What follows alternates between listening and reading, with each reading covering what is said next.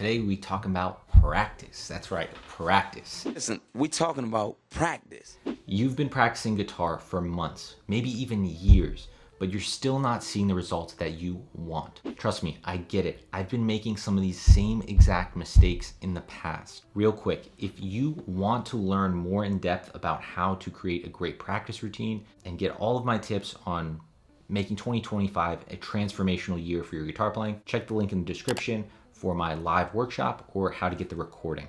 My last workshop was incredibly impactful for a lot of students, and one student, Roger, said his head was overflowing with ideas afterward. Now in this video, I'm going to talk about and show you 3 practice mistakes that are killing your progress, literally wasting years of your guitar journey and causing you so much frustration. So let's break down exactly what's going wrong and how to fix it. For this video, we'll use the analogy of someone who wants to work out and improve their health going into 2025.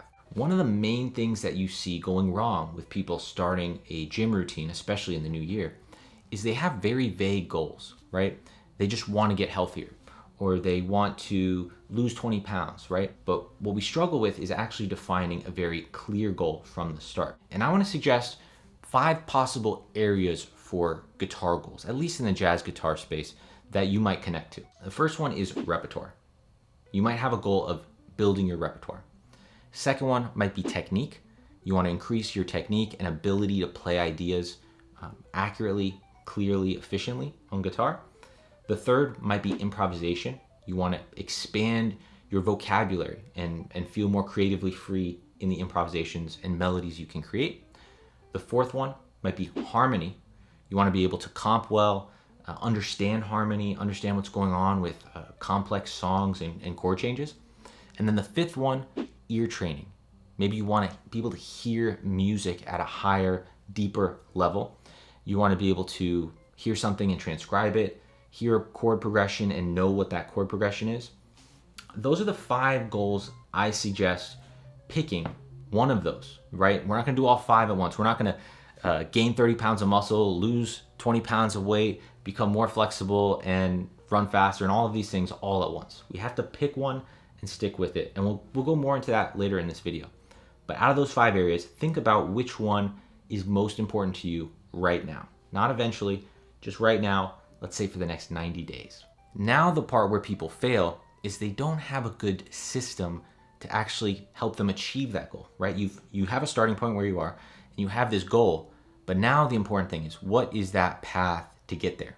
And this is where you would find a teacher. You would find some sort of training system that has established how to get from point A to point B. This is a big one that people fail to do, right? Because it takes work, and you as the student don't know how to get to point B, right, from where you are. So you have to trust in other people who have gotten there, that their method, their system works, right? And so this is what I've been trying to develop and have developed in various aspects of Chase's Guitar Academy. We started with repertoire, with Master Standards Blueprint, which I've laid out in a few other videos, how I think we can go from point A to point B in the realm of repertoire, building our repertoire, right?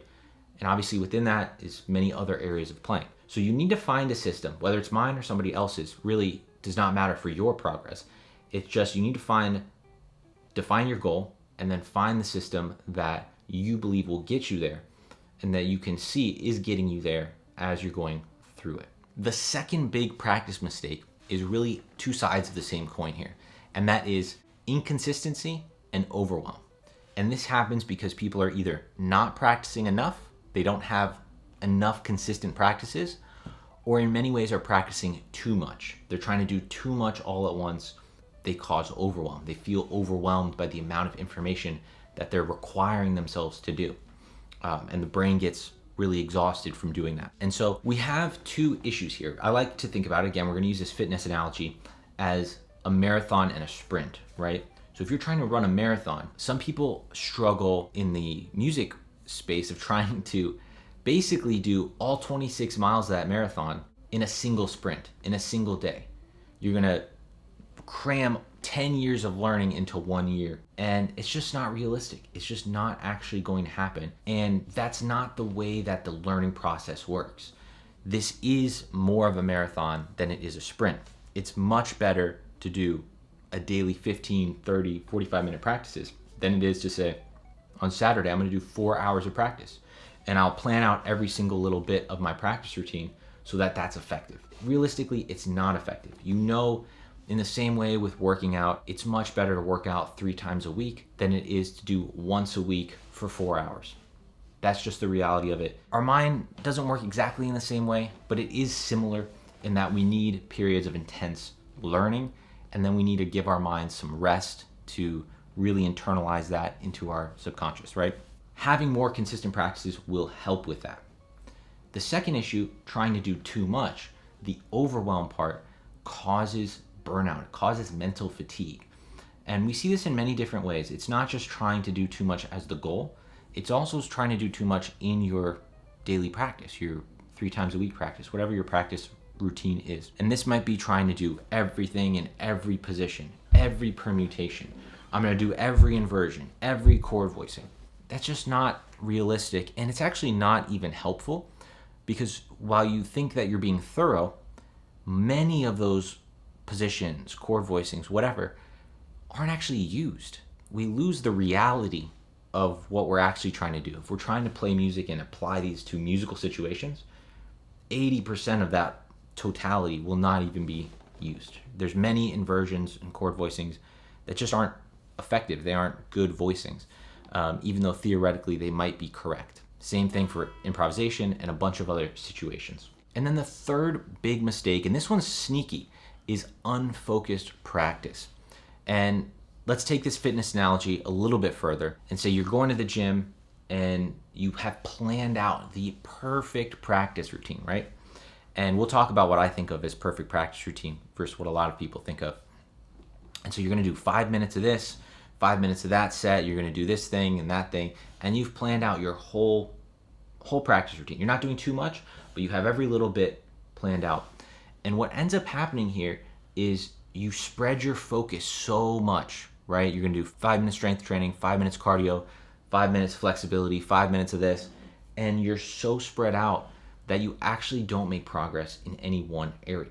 This happens to a lot of people because they have, well, there's a few ways that it happens. One very, very common one is what I call shiny object syndrome, right? This is one so many people experience. It's where you bounce around to the next shiny object. You're watching this YouTube video right now. You might watch Jens Larsson's video next, or you watched it before, and then you bounce to another guy and another guy.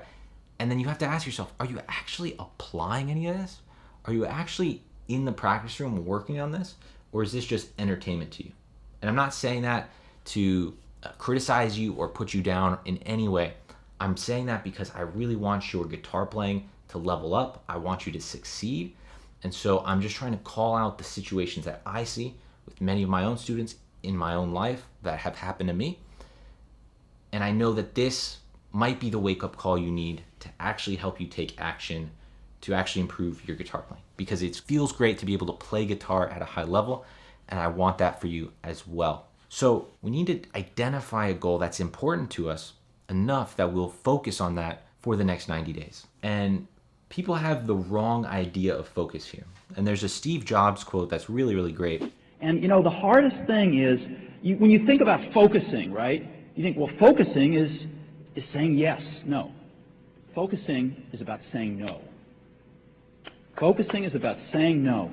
And you've got to say no, no, no. And when you say no... So you have to decide, what is that most important thing?